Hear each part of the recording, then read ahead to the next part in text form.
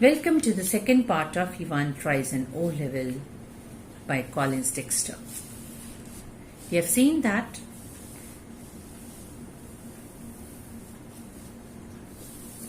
Ivan has attempted the exam and McCleary has left. But when he leaves, it seems to be very slimmer. Now Stephen felt pleased that Governor had asked him and not Jackson to see McCleary off the premises. The morning had gone pretty well. He re-entered the wing and opened the peephole of Ivan's cell. He saw a man sprawled in Ivan's chair. The front of his closely cropped, irregularly tufted hair was covered with red blood, which was dripped already through the small black beard. It was now spreading over the white clerical collar and down into the black clerical front. Stephen shouted wildly for Jackson. The words penetrated McCleary's ear. He felt for his handkerchief and held it to his bleeding head. He gave a low moan and tried to speak, but his voice became gradually quieter and then stopped. Police and ambulance were called in. McCleary slowly raised himself. He found the German question paper on the table. He told Jackson to get the governor. He claimed to know that where Evans was. Almost immediately sirens were sounded and whole prison machinery went into the action. Jackson and Stephen supported McCleary on either side. They met the governor in the prison yard. McCleary drew governor's attention to the German question paper. He photocopied the sheet had been superimposed over the last page. Originally it was blank. The German text was translated. It made interesting reading. It contained the plan of the action. The police car came to the doors of the prison. Detective Superintendent Carter came out and greeted the governor. Before governor could explain anything, McCleary told the officer that he should go to Elsfield Way where Evans was there. Injured McCleary accompanied the police. And the governor read the last portion of the German text from Elsfield Way, drive to Haddington Roundabout. The governor was angry with Jackson and Stephens.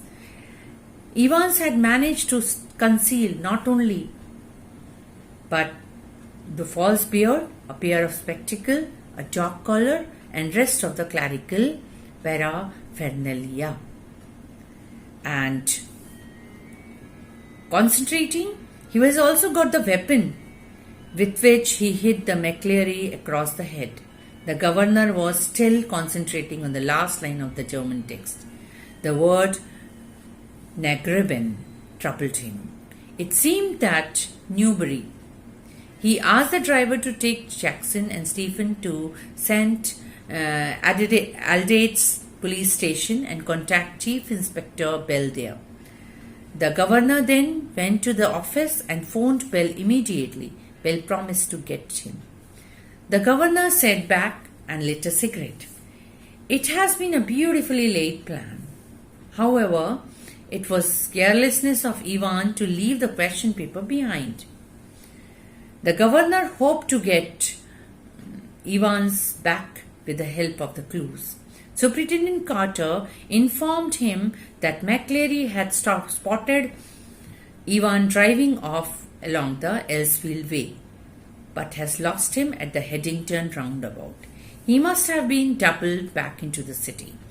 The governor said that he might be on the way to Newbury. He asked Carter if they had managed to get McCleary to the hospital all right. Carter replied that he was in the Red Cliff then. A few minutes later, governor rang. The governor was shocked to learn that the fellow had disappeared when the ambulance got there. A quarter of an hour later, he found McCleary securely bound, gagged, in the study in Broad Street. He had been there, he said, since 8:15 a.m. when two men called.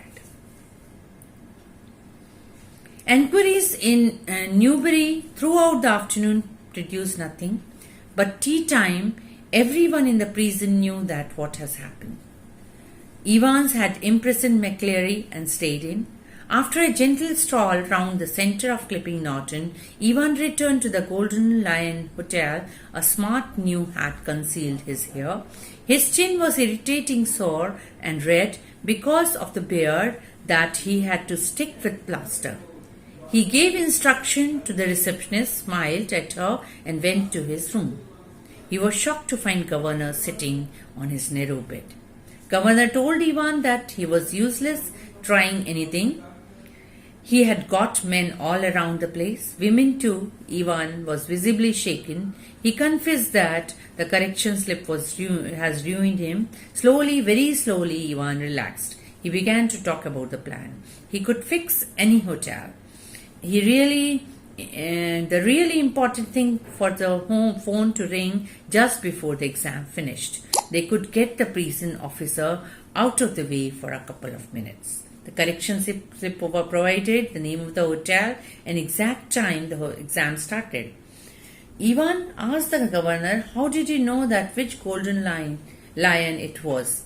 Governor said that he used to use the same method, index number 313, center number 21271 and six-figure reference 313271 lands one bank in the middle of Chipping Norton.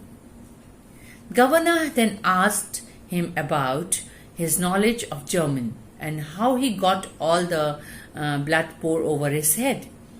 Ivan explained how they had used the little rubber ring for piles for it. They used a pig's blood and mixed 3.8% of trisodium citrate to stop it clotting. The governor shook his head in reluctant admiration. They walked down the stairs.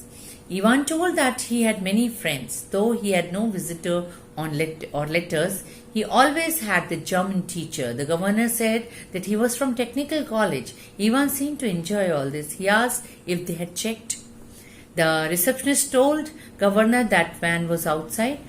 A silent prison officer handcuffed the recaptured Evans, and then two men sat on the back seat of the prison van.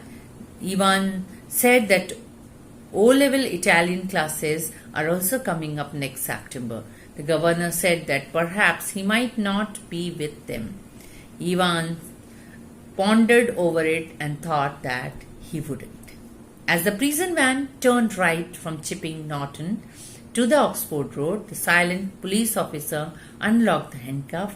He leaned towards the driver and asked him to move on fast. The driver inquired the broad Scot accent that they should make for. Ivan suggested going Newbury. Ivan had his last laugh. He had escaped from the prison once again.